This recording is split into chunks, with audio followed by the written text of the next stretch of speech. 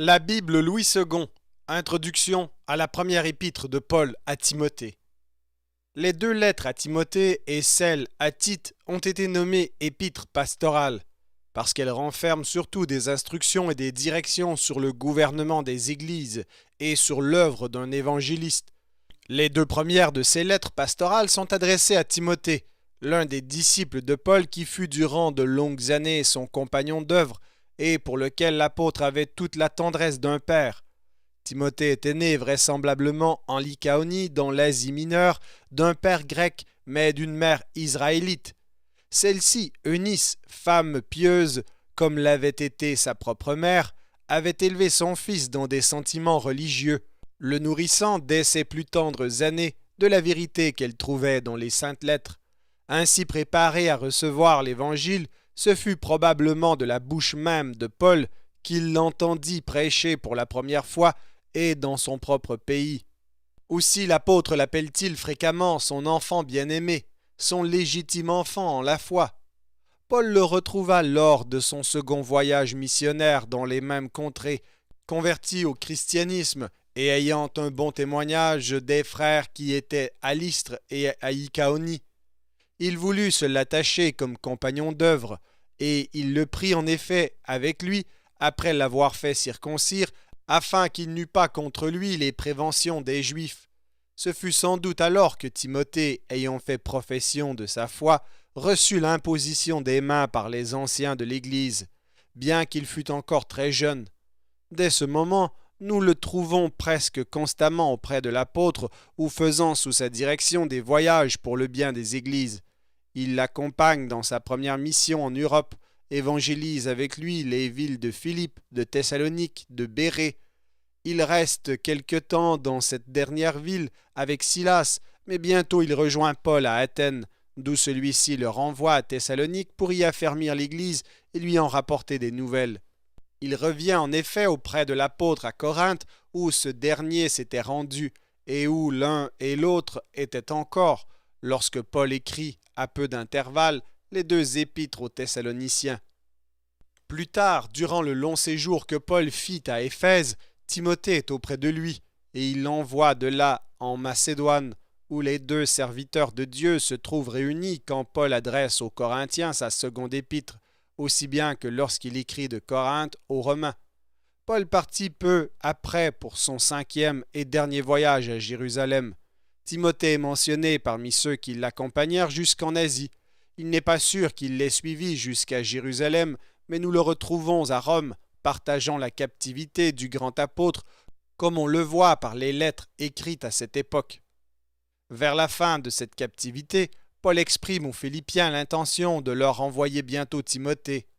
Dès lors, le Nouveau Testament garde le silence sur ce disciple et il ne reste plus à son sujet que les données renfermées dans nos deux épîtres et la mention qu'on trouve dans Hébreux 13, 23. Selon la tradition ecclésiastique, il fut le premier évêque d'Éphèse, où il souffrit le martyre. Depuis le moment où Paul écrit aux Philippiens et leur fait espérer l'envoi de Timothée, faute de données historiques positives, tout est incertitude quant à la vie de ces deux serviteurs de Christ, quant à leur rapport et par conséquent aux circonstances de temps et de lieu où furent écrites les deux lettres à Timothée et l'épître à Tite. Les théologiens qui admettent l'authenticité de ces lettres se divisent en deux classes, selon qu'ils repoussent ou admettent la tradition ecclésiastique de deux emprisonnements de Paul à Rome. Une lecture attentive de ces trois écrits nous révèle dès l'abord certains caractères qu'ils ont en commun, qui nous font reconnaître un seul et même auteur, aussi bien qu'une seule et même époque pour leur composition. Pour ce qui concerne l'auteur, c'est une similarité frappante de pensée, de style et même d'expression qui leur sont exclusivement propres et qui ne se retrouvent pas dans les épîtres de Paul.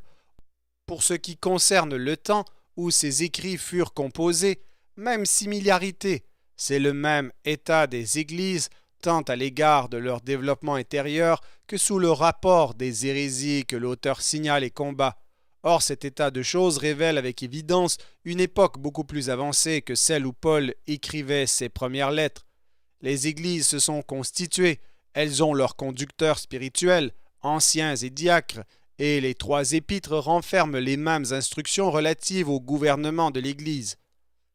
En admettant que Paul fut délivré de sa première captivité et subit un second emprisonnement, c'est sans doute aussi par des hypothèses qu'on cherche à rendre compte de l'origine de nos 3 écrits, mais ces hypothèses, loin d'être en contradiction avec le contenu de ces 3 épîtres et avec les autres données du Nouveau Testament, en rendent compte d'une manière satisfaisante.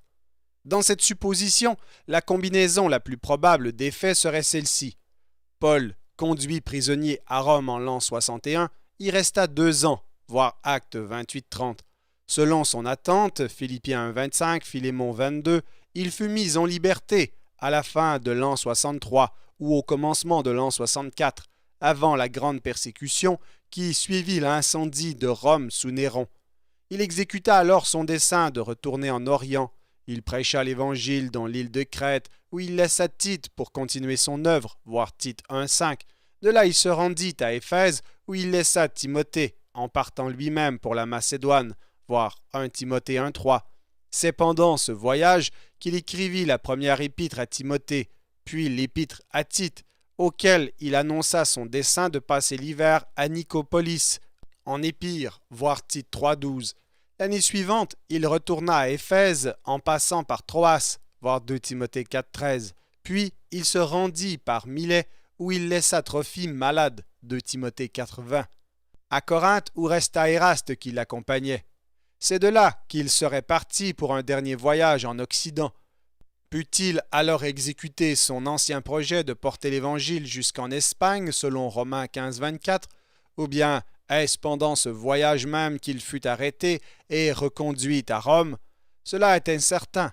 Il subit à Rome une seconde captivité dont on ne peut déterminer la durée, et, près de souffrir le martyre, il écrivit sa seconde épître à Timothée, 2 Timothée 2,9 et 4 verset 7, dans laquelle il appelle auprès de lui comme dernière consolation ce disciple bien-aimé, 2 Timothée 4,9.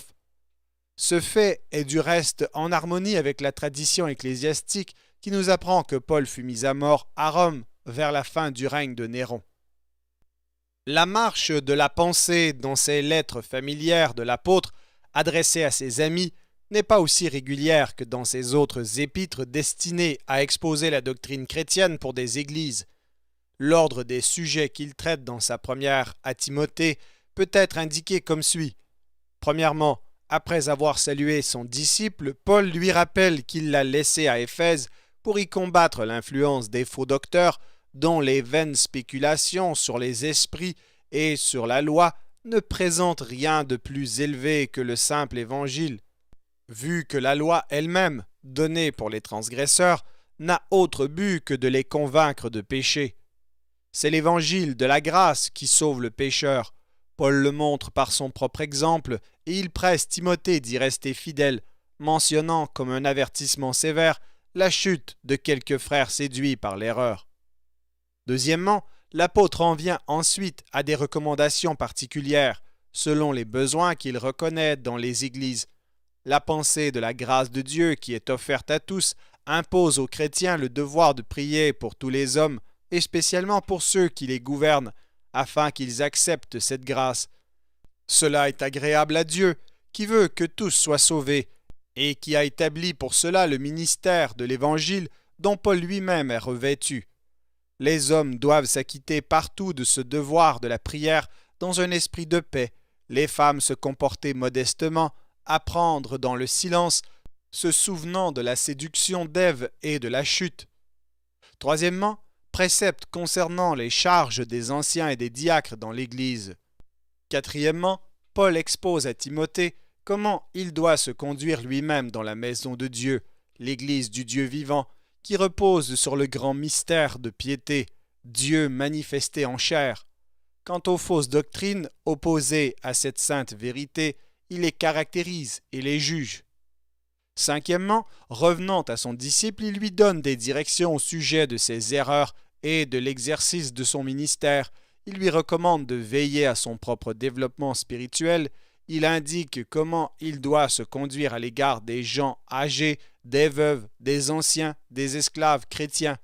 Sixièmement, dernières instructions concernant les faux docteurs, leur cupidité, les dangers de l'amour de l'argent. Exhortation adressée à Timothée lui-même sur la fidélité dans sa propre vie spirituelle, dans son ministère, sur les conseils à donner aux riches, sur le dépôt qui lui est confié et qu'il doit opposer à une science faussement ainsi nommée.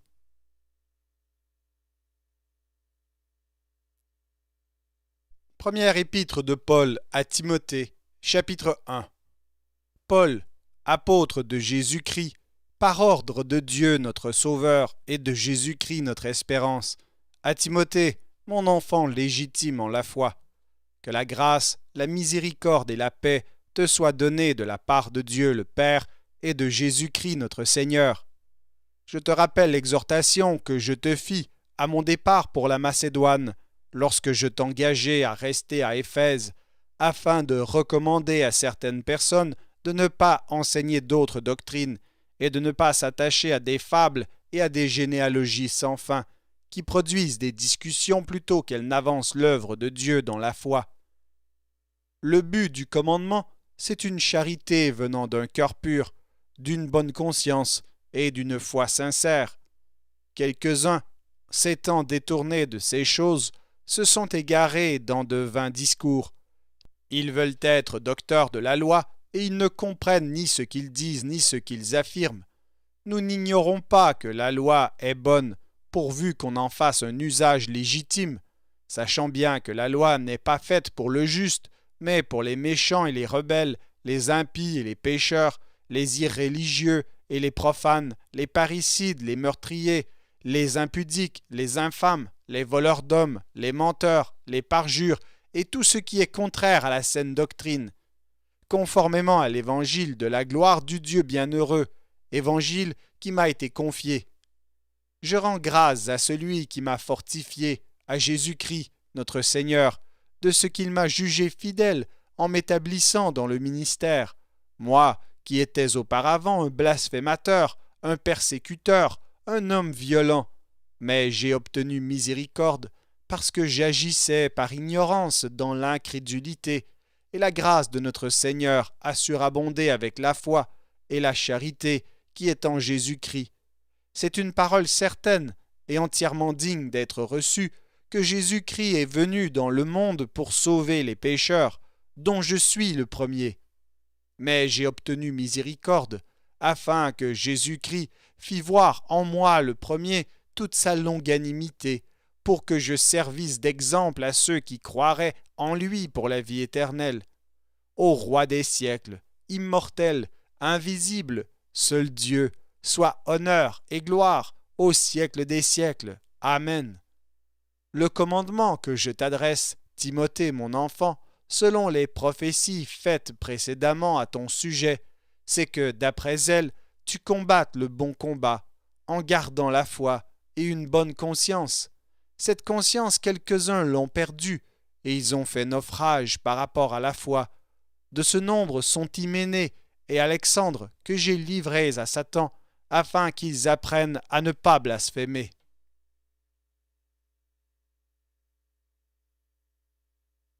Première épître de Paul à Timothée, chapitre 2. J'exhorte donc, avant toute chose, à faire des prières, des supplications, des requêtes, des actions de grâce, pour tous les hommes, pour les rois et pour tous ceux qui sont élevés en dignité, afin que nous menions une vie paisible et tranquille, en toute piété et honnêteté. Cela est bon et agréable devant Dieu notre Sauveur, qui veut que tous les hommes soient sauvés et parviennent à la connaissance de la vérité.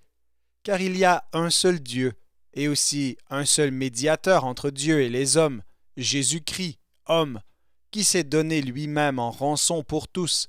C'est là le témoignage rendu en son propre temps, et pour lequel j'ai été établi prédicateur et apôtre. Je dis la vérité et je ne mens pas. Chargé d'instruire les païens dans la foi et la vérité, je veux donc que les hommes prient en tout lieu, en élevant des mains pures, sans colère ni mauvaise pensée. Je veux aussi que les femmes, vêtues d'une manière décente, avec pudeur et modestie, ne se pare ni de tresses, ni d'or, ni de perles, ni d'habits somptueux, mais qu'elle se pare de bonnes œuvres, comme il convient à des femmes qui font profession de servir Dieu.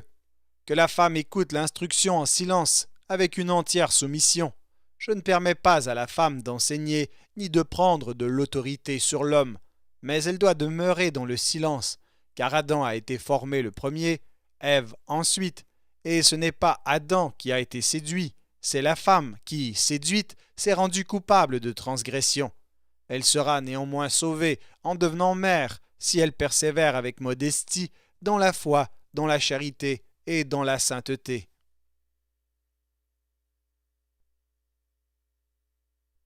Première épître de Paul à Timothée, chapitre 3. Cette parole est certaine. Si quelqu'un aspire à la charge d'évêque, il désire une œuvre excellente.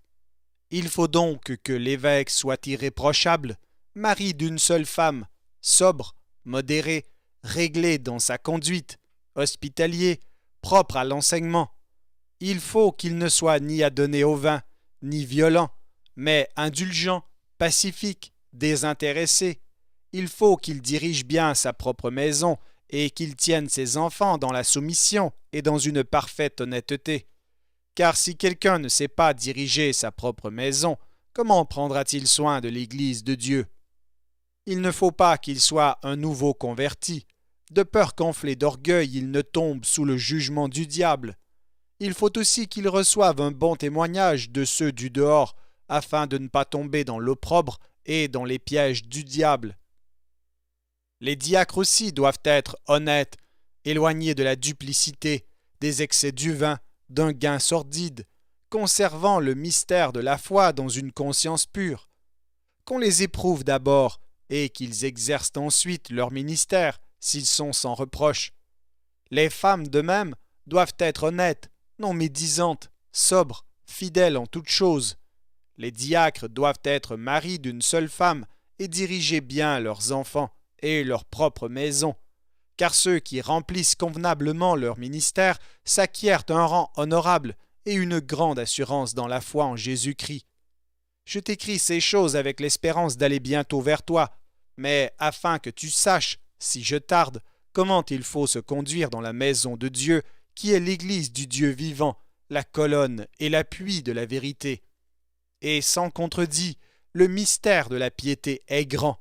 Celui qui a été manifesté en chair, justifié par l'Esprit, vu des anges, prêché aux gentils, cru dans le monde, élevé dans la gloire.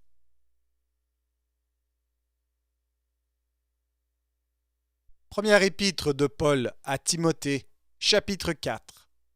Mais l'Esprit dit expressément que dans les derniers temps, quelques-uns abandonneront la foi pour s'attacher à des esprits séducteurs et à des doctrines de démons, par l'hypocrisie de faux docteurs portant la marque de la flétrissure dans leur propre conscience, prescrivant de ne pas se marier et de s'abstenir d'aliments que Dieu a créés pour qu'ils soient pris avec action de grâce par ceux qui sont fidèles et qui ont connu la vérité. Car tout ce que Dieu a créé est bon, et rien ne doit être rejeté, pourvu qu'on le prenne avec action de grâce, parce que tout est sanctifié par la parole de Dieu et par la prière.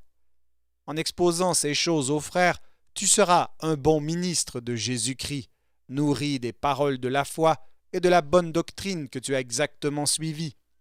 Repousse les contes profanes et absurdes, exerce-toi à la piété, car l'exercice corporel est utile à peu de choses, tandis que la piété est utile à tout, ayant la promesse de la vie présente et de celle qui est à venir.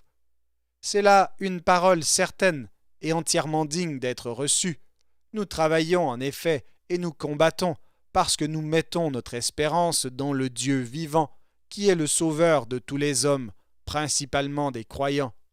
Déclare ces choses et enseigne-les, que personne ne méprise ta jeunesse, mais sois un modèle pour les fidèles, en parole, en conduite, en charité, en foi, en pureté.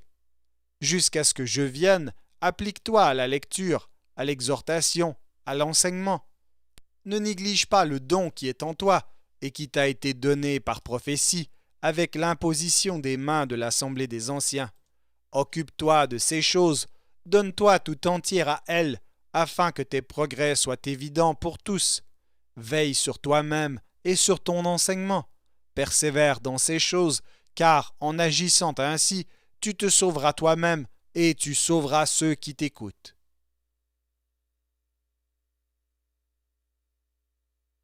Première épître de Paul à Timothée, chapitre 5. Ne réprimande pas rudement le vieillard, mais exhorte-le comme un père. Exhorte les jeunes gens comme des frères, les femmes âgées comme des mères, celles qui sont jeunes comme des sœurs, en toute pureté. Honore les veuves, qui sont véritablement veuves. Si une veuve a des enfants ou des petits-enfants, qu'ils apprennent avant tout à exercer la piété envers leur propre famille et à rendre à leurs parents ce qu'ils ont reçu d'eux, car cela est agréable à Dieu. Celle qui est véritablement veuve et qui est demeurée dans l'isolement met son espérance en Dieu et persévère nuit et jour dans les supplications et les prières. Mais celle qui vit dans les plaisirs est morte, quoique vivante. Déclare-leur ces choses, afin qu'elles soient irréprochables.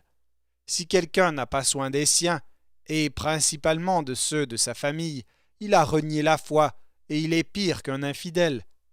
Qu'une veuve, pour être inscrite sur le rôle, n'ait pas moins de 60 ans, qu'elle ait été femme d'un seul mari, qu'elle soit recommandable par de bonnes œuvres, ayant élevé des enfants, exercé l'hospitalité, lavé les pieds des saints, secouru les malheureux, pratiqué toute espèce de bonne œuvre, mais refuse les jeunes veuves, car lorsque la volupté les détache du Christ, elles veulent se marier et se rendent coupables en ce qu'elles violent leur premier engagement. Avec cela, étant oisives, elles apprennent à aller de maison en maison, et non seulement elles sont oisives, mais encore causeuses et intrigantes, disant ce qu'il ne faut pas dire. Je veux donc que les jeunes se marient, qu'elles aient des enfants, qu'elles dirigent leur maison, qu'elles ne donnent à l'adversaire aucune occasion de médire, car déjà quelques-unes se sont détournées pour suivre Satan. Si quelque fidèle, homme ou femme, a des veuves, qu'il les assiste, et que l'Église n'en soit point chargée, afin qu'elle puisse assister celles qui sont véritablement veuves. Que les anciens qui dirigent bien soient jugés dignes d'un double honneur, surtout ceux qui travaillent à la prédication et à l'enseignement. Car l'Écriture dit « Tu n'en muselleras point le bœuf quand il foule le grain, et l'ouvrier mérite son salaire. Ne reçois point d'accusation contre un ancien, si ce n'est sur la déposition de 2 ou 3 témoins. Ceux qui pêchent, reprends-les devant tous, afin que les autres aussi éprouvent de la crainte. Je te conjure devant Dieu, devant Jésus-Christ et devant les anges élus, d'observer ces choses sans prévention et de ne rien faire par faveur. N'impose les mains à personne avec précipitation et ne participe pas au péché d'autrui. Toi-même, conserve-toi pur. Ne continue pas à ne boire que de l'eau, mais fais usage d'un peu de vin, à cause de ton estomac et de tes fréquentes indispositions. Les péchés de certains hommes sont manifestes, même avant qu'on les juge, tandis que chez d'autres, ils ne se découvrent que dans la suite. De même, les bonnes œuvres sont manifestes, et celles qui ne le sont pas ne peuvent rester cachées.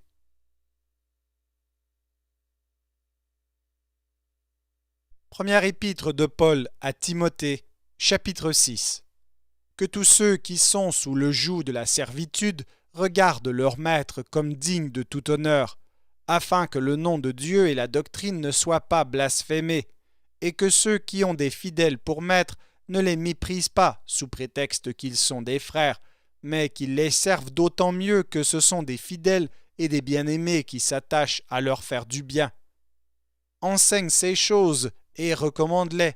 Si quelqu'un enseigne de fausses doctrines et ne s'attache pas aux saines paroles de notre Seigneur Jésus-Christ et à la doctrine qui est selon la piété, il est enflé d'orgueil, il ne sait rien, et il a la maladie des questions oiseuses et des disputes de mots, d'où naissent l'envie, les querelles, les calomnies, les mauvais soupçons, les vaines discussions d'hommes corrompus d'entendement, privés de la vérité, et croyant que la piété est une source de gain.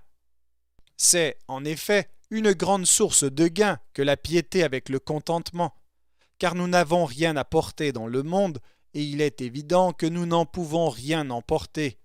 Si donc nous avons la nourriture et le vêtement, cela nous suffira. Mais ceux qui veulent s'enrichir tombent dans la tentation, dans le piège et dans beaucoup de désirs insensés et pernicieux qui plongent les hommes dans la ruine et la perdition. Car l'amour de l'argent est une racine de tous les maux, et quelques-uns, en étant possédés, se sont égarés loin de la foi et se sont jetés eux-mêmes dans bien des tourments.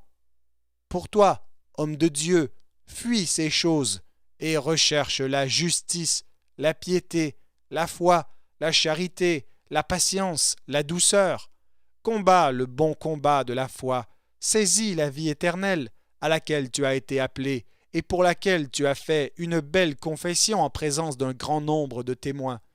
Je te recommande devant Dieu, qui donne la vie à toutes choses, et devant Jésus-Christ, qui fit une belle confession devant Ponce Pilate, de garder le commandement, et de vivre sans tache, sans reproche, jusqu'à l'apparition de notre Seigneur Jésus-Christ, que manifestera en son temps le bienheureux et seul souverain, le roi des rois et le Seigneur des seigneurs, qui seul possède l'immortalité, qui habite une lumière inaccessible, que nul homme n'a vue ni ne peut voir, à qui appartiennent l'honneur et la puissance éternelle. Amen. Recommande aux riches du présent siècle de ne pas être orgueilleux et de ne pas mettre leur espérance dans des richesses incertaines, mais de la mettre en Dieu, qui nous donne avec abondance toutes choses pour que nous en jouissions. Recommande-leur de faire du bien, d'être riches en bonnes œuvres, d'avoir de la libéralité, de la générosité, et de s'amasser ainsi pour l'avenir un trésor placé sur un fondement solide, afin de saisir la vie véritable. Ô Timothée, garde le dépôt, en évitant les discours vains et profanes, et les disputes de la fausse science dont font profession quelques-uns qui se sont ainsi détournés de la foi. Que la grâce soit avec vous.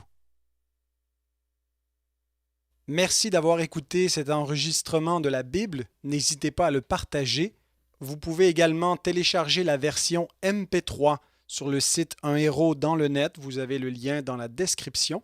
En visitant notre chaîne, vous allez également trouver d'autres versions de la Bible en audio, ainsi que plusieurs ressources pour étudier la parole de Dieu.